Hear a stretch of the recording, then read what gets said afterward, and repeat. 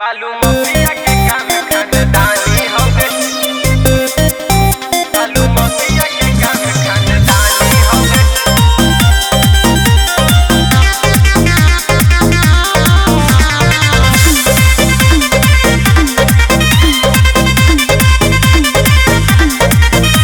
ये काम में कटल जवानी हवे।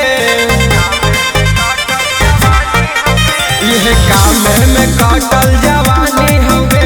ये काम में कटल जवानी हवे। बालू मफिया के काम खानदानी हवे। ये काम में कटल